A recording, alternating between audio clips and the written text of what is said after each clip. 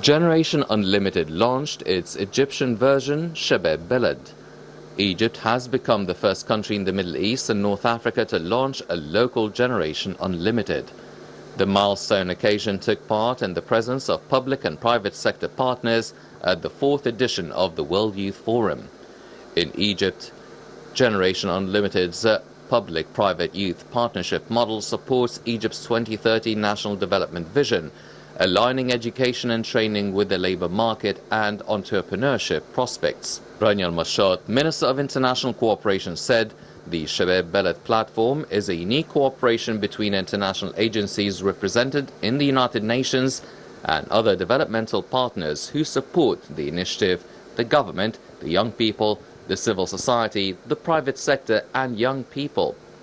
Launched in 2018, Generation Unlimited is the first partnership between the government sector, the private sector and youth in the world, aiming to skill and connect the world's 1.8 billion young people to opportunities in employment, entrepreneurship and social engagement. The global initiative has reached 220 million young people with more than 3,000 partners working in more than 50 countries, providing youth with different career skills, employment, entrepreneurship and creating social impact. Young people from about 1/3 of Egypt's population, Shabab Beled, which translates to the country's youth, is poised to ensure that they have access to the right skills, training and opportunities for a bright future. The platform is focusing on developing the capabilities of Egyptian youth in the 4 priority areas of education, employability, entrepreneurship and engagement. Also, Mishwari program is a collaboration between UNICEF and the Egyptian Ministry of Youth and Sports. Mishwari aims to empower young people by helping them develop entrepreneurial skills in line with the Egypt Vision 2030 agenda. It is currently implemented in 12 of the country's 27 governorates.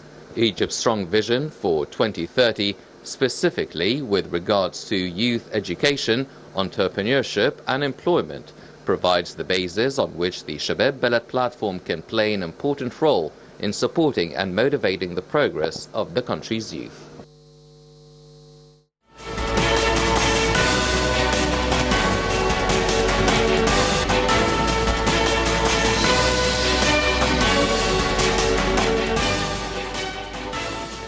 Welcome back, ladies and gentlemen, continuing our discussion with Dr. Amer. Sir, now, when we talk about the partnerships and all these initiatives, and it's not just the PLP program, and it's not just the youth and enabling them, but also there's a role and a partnership that should be played by the public sector, the private sector, civil societies, NGOs. How can all these entities and all these parties work together to boost the chances for the youth, especially that already there would be a lot of people that might be concerned with the youth coming in and stepping in and maybe taking positions or enabling them more, giving them an upper hand and a stronger hand in making these decisions. Yeah, of course. So you can say that we are in a time of globalization, and now we are in a time of the partnerships that happen between the public sector, the private sector, with different or international partnerships with companies and institutions from abroad. So we have a local, with the local ideas, with the international ideas. Now you can see that we can export our capacities, our capabilities to the whole world. But now you need to accompany your own ideas, your own actions here in Egypt. So we have something that it's like a think tank or a bank of ideas, a bank of solutions, a bank of actions here in Egypt. But first, you need to encourage young people, you need to encourage the Egyptian people itself in order to apply those ideas to your lives first. So if you want to have a decent life, you need to work hard, you need to get your ideas into action, you need to change your lifestyle, you need to change a lot of things. So if you are going to apply this on the ground, on a smaller scale, you have the family. So we are done with the family. So after that, we have the total society, the whole society itself. So I think we are in a good progress in this.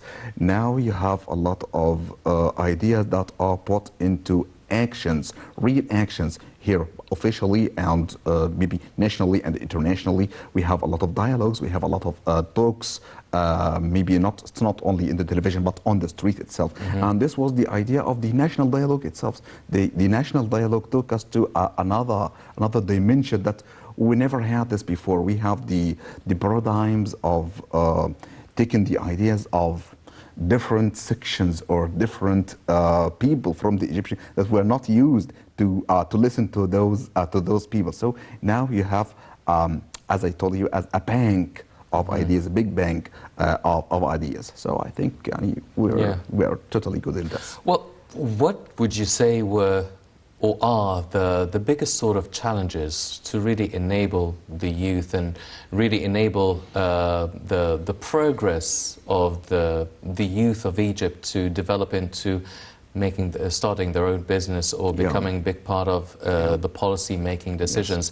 Is it a bureaucratic, logistical challenge, or is it a cultural challenge? Because people have been used to, well, maybe you need to be 50 or 60 years old to assume a certain post, and they can't really believe that you can be someone in your 30s or someone in your 40s and assume such an important position that involves making the big decisions that would determine the future and the fate of the whole of Egypt. Of course. And now, for the first time, you have a young prime minister. So, Dr. Mustafa Madbili, you can consider him as a young man because he is one of the youngest prime ministers here in Egypt. But you can see it's a mixture of bureaucratic and political agendas and old political ideas. Now you have, as I told you, we have 60% of our population for young people. So you have a lot of ideas. You can take a benefit of those ideas to put them into your agenda for the future. Now you can see how it's not only the presidential leadership program, it's not only the PLP. You have a lot of programs, and even in universities, you can see a lot of smaller PLPs in universities. You can see a lot of fresh graduates who get their minds and hands. And I'm really happy that because we have a lot of volunteers from the Egyptian universities in the COP27. We have those, and when I got to talk to those young people, we got a lot of fresher and newer ideas. So turning this smaller scale into a bigger scale, you can see that we have a young prime minister, young ministers, young vice ministers, governors and officials who are always young people. And if you are a young man, you'll have fresh mind, you'll have a fresh body as well, and you'll have a sound mind to take a sound decision. I think we are in the middle of the process. We have done this for like 8 years. It's like 8 years. And in the future, you'll have the whole set of ministers for young people, maybe younger than 50 or something like that. So I believe, we are totally in this. We are in the time of young people. It's never happened before. Well, talking about being in the time now, you've been a coordinator and an organizer of COP27, actually. And you have first-hand experience and understanding how much of an issue that climate change has been, not just in Egypt, but all over the world. You've also mentioned empowering women and the youth and young girls and families. How can we, or how do you see a combination between the women and the girls and the youth dealing with an issue such as climate change and combating them?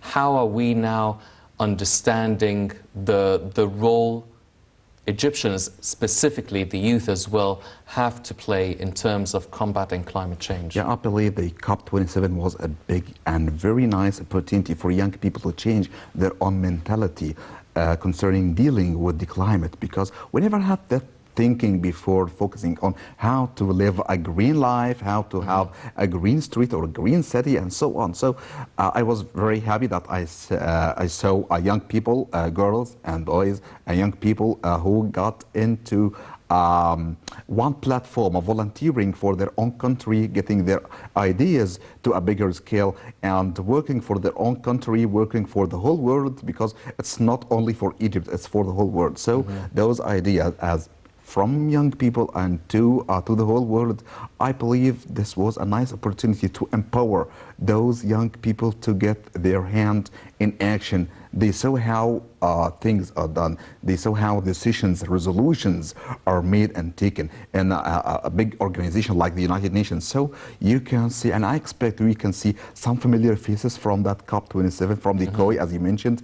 You can see in the forthcoming years, you can see familiar faces. Yeah, I saw that man in COP27, and you can imagine how happy you will be in the future to see your younger brother or your son who was talking about some sort of an idea, a small idea, but in the future, when he got into a nice position, when he got the opportunity to apply that little idea, it would be a silly idea back then. But now it's an action, and action is a resolution, and resolution is a total life. So we change the mentality of young people. Now you can take action, but in the past it wasn't over there.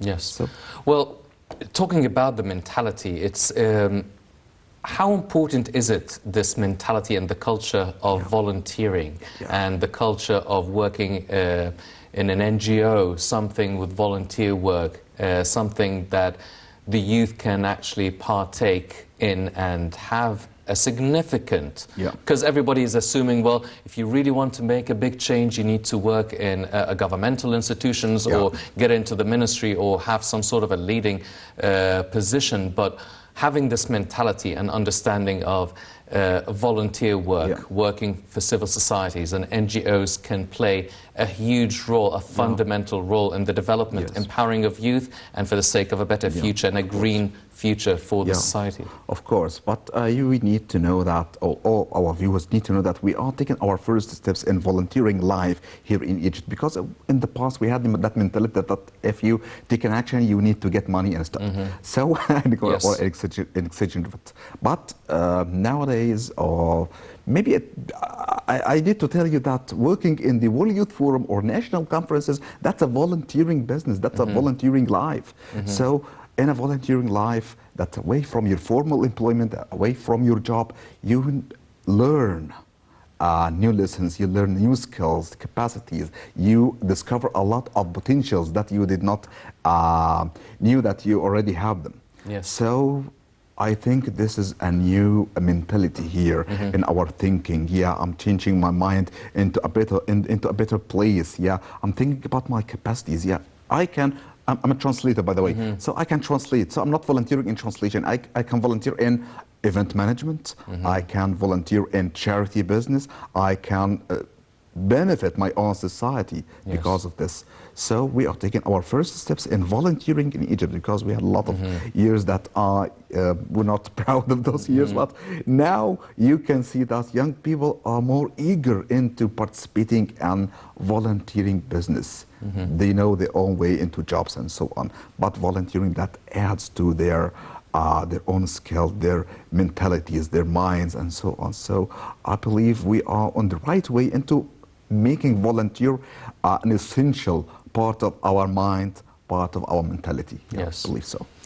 Dr. Amer, one final question, because we're running out of time now. You've been involved with the conferences, international affairs, working with youth, you've been lecturing, you've been coordinating, you've been a member of the PLP. I mean, you've been involved in this for many years now, and you've seen the sort of development that's been taking place over the years. But the question is, what's next? What do you want to see the youth achieve, or what do you want to see develop more in the near and far future? Because the time for the youth is now. Always the time for the youth is always now. So what do you want to see? And we're facing many challenges, be it internal or global and international challenges. What would you want to see the youth achieve in Egypt and of course, internationally I had that little dream of seeing in every single Egyptian university a council of young people that focuses on their own dreams issues, mentalities, capacities, potentials. We have a lot of capable young people in our Egyptian universities. And now, as a professor or as a teacher or as a trainer, I tell this to all my students. You have this in your own heart, in your own mind. You have this capacity, you have this potential. But if you have the tools that enable you, that empower you to get your ideas into ground or into action, you will be a much better person. So I believe, or my dream, that we need to put some tools to help those young people, but not after graduation. It starts with the faculty life. It starts with the university life itself. So a little council focuses on empowering young people or undergraduate students. Yes, we will have a lot of ideas, and we have a lot of actions to put into a real implementation. Yes. Ladies and gentlemen, as Dr. Amer has mentioned, it's not just a process of enabling youth and empowering them, and realizing the potential does not only start after graduation, but it starts from the faculty life, from the university life, from the educational life, and you take it on from there, building the potential and hopefully realizing and achieving or having and obtaining more tools to enable to fulfill such potential. Over 67% of the Egyptian society is youth, and hopefully a bright and youthful future for Egypt. Unfortunately, that's all the time we have for this edition of the Daily Debate. But before we go, I'd like to thank my guest, Dr. Mohamed Amer, the Coordinator of International Relations and Conferences and member of the Presidential Leadership Program. Dr. Amer, it was a pleasure having you with us. Thank you so much. Pleasure of mine. Thank you very much, sir. Ladies and gentlemen, please stay tuned for more coming up on Night International. I'm Henny Saif. Thank you for joining us.